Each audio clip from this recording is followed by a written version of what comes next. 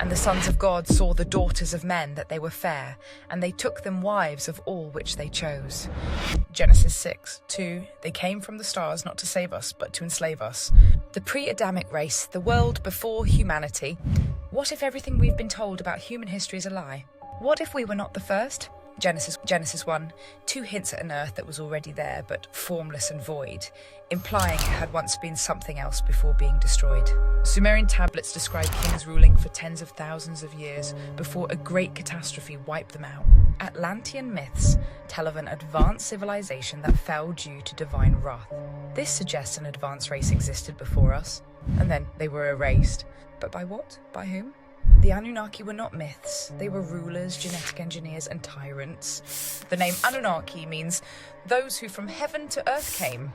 They were described as towering, luminous, and beyond human comprehension, depicted in ancient carvings wearing advanced armor, holding mysterious devices.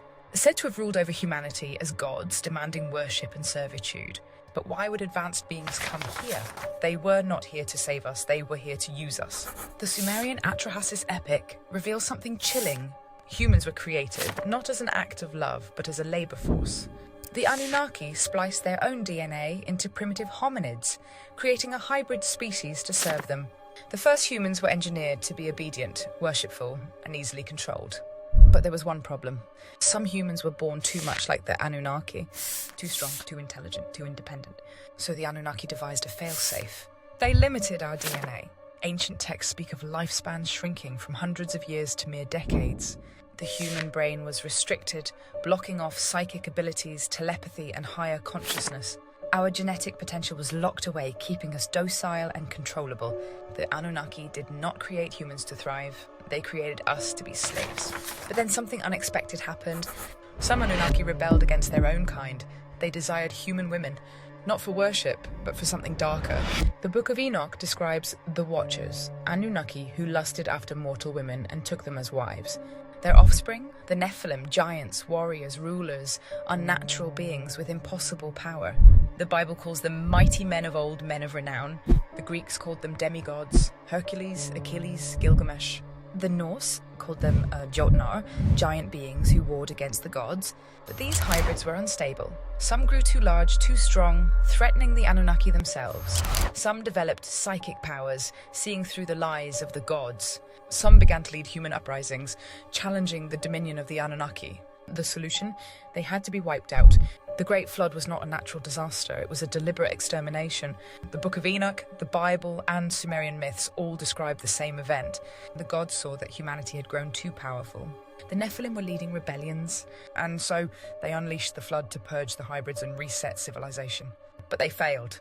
Some Nephilim survived, their bloodline hidden in royal families, secret societies, and elite bloodlines. The Anunnaki themselves vanished, but left behind their followers, the keepers of their secrets. A select few humans were spared to restart civilization under new rules with tighter control. The world after the flood, a prison with invisible walls. The Anunnaki may have left, but their influence remains. Every king, emperor, and president traces back to elite bloodlines. The Vatican, royal families, and secret societies still worship ancient Anunnaki gods in hidden rituals. Certain people today carry genetic markers linked to the Nephilim: heightened intelligence, psychic sensitivity, immunity to diseases. Why do they hoard power, knowledge, and wealth? Because they are not like us. And they never were. But something is changing. The return of the Anunnaki, the final phase of the experiment. The Sumerians believed the Anunnaki would return. The Mayans predicted the return of the sky gods. The Bible warns of the Nephilim rising again in the last days. And now, more UFO sightings than ever before. DNA experiments and genetic manipulation mirroring ancient practices. Artificial intelligence evolving beyond human control. What if the Anunnaki never truly left? What if they have been watching, waiting for the moment to re-enter the stage? What if they're already here, walking among us in disguise?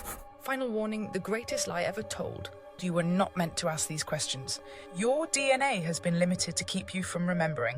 Your history has been erased to keep you from resisting. Your rulers have been chosen to ensure you remain controlled. But now, the system is breaking. People are waking up, the hidden bloodlines are losing control. The truth is resurfacing. But they will not let it happen easily. Prepare, because the Anunnaki are watching, and soon they will make their move.